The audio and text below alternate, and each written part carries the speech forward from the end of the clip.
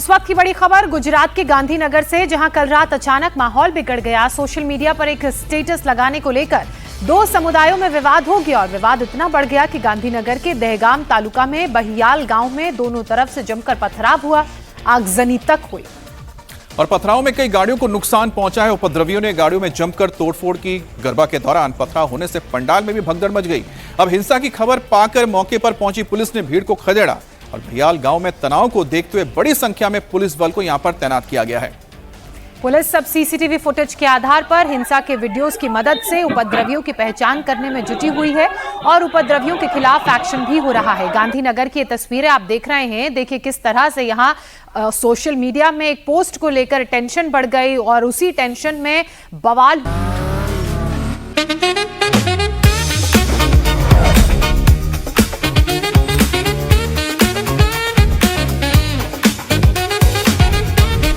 Pure technology that is built for your every sense. Acer Pure from Acer. हुआ, आगजनी हुई, दुकानों तक में आग लगा दी गई और दुकानों में लूटपाट की भी ये तस्वीर सामने आई है।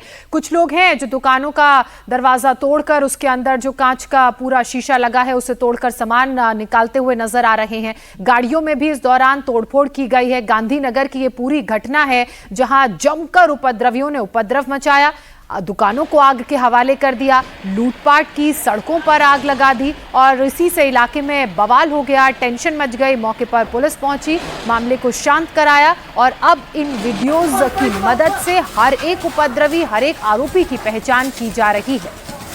तो तस्वीरें आप देख रहे हैं गांधीनगर से, जहां पर कल रात को काफी बड़ा बवाल हुआ, हंगामा हुआ। दरअसल एक सोशल मीडिया पोस्ट को लेकर दो समुदायों के बीच ये झड़प हुई। उस झड़प के बाद जो उपद्रवी आए उन्होंने इलाके में आकर तोड़फोड़ की, आगजनी की और साथ ही दुकानों के अंदर लूटपाट की है और मौके पर मौजूद लोगों ने किसी तरह से पुलिस को इस बारे में जानकारी दी, जिसके बाद मौके पर पुलिस आई। पुलिस ने यहां पर मौजूद भीड़ और उपद्रवियों को खदेड़ा है। तस्वीरों में आप देखिए किस तरह से इन गाड़ियों को क्षति पहुंचाई गई है, गाड़ियों को तोड़ा गया है। पब्लिक प्रॉपर्टी के साथ साथ जो निजी संपत्ति है उसे भी नुकसान पहुंचाया गया है। लोगों के दुकानों को तोड़कर उसमें से सामान को लूटा गया है और जहां पर गरबा का आयोजन किया जा रहा था उसके ऊपर पथराव किया जा रहा है। आप देखिए कितने असंवेदनशील लोग हैं, वहां पर मौजूद आम लोगों के ऊपर पथराव किया गया जो गरबा में पहुंचे थे। इस दौरान गरबा में मौजूद लोगों में भगदड़ मच गई, लोग जान बचाने के लिए इधर उधर भागे और ये तस्वीरें बता रही कि किस तरह से उपद्रवी पहले से तैयार होकर आए थे। इनको पहले से ही इनके इरादे नेक नहीं थे और यही वजह है कि इन्होंने मौके पर पहुंचते ही विवाद ऐसा बढ़ाया कि आगजनी कर दी, तोड़फोड़ कर दी, पथराव कर दिया, जिसके बाद मौके पर पुलिस को बुलाना पड़ा और पुलिस ने आकर हालात को संभाला है।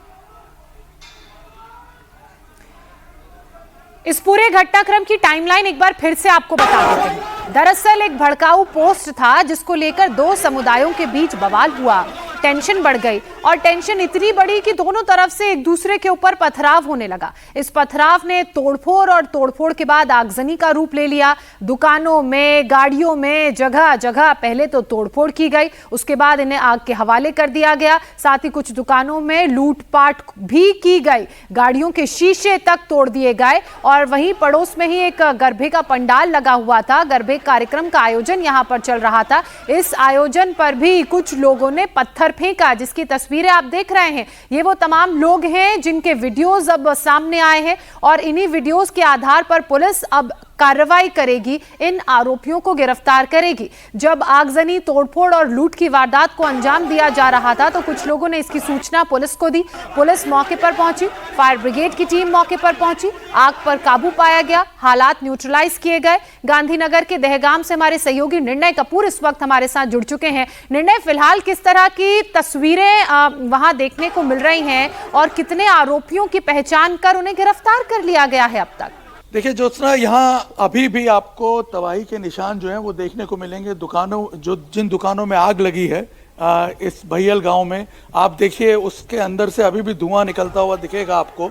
और यहाँ देखिए किस प्रकार से पूरी दुकान को जला दिया गया है। ये सिर्फ यही दुकान नहीं थी, यहाँ इस वक्त आप देखिए पुलिस जरूर मौजूद है, सिचुएशन को न्यूट्रलाइज कर दिया गया है, लेकिन परिस्थिति जो है गाँव में अभी भी तंग बनी हुई है। यहाँ देखिए इस दुकान को भी जला दिया गया गांव में कई ऐसी जगह हैं जहां पे तबाही मचाई गई।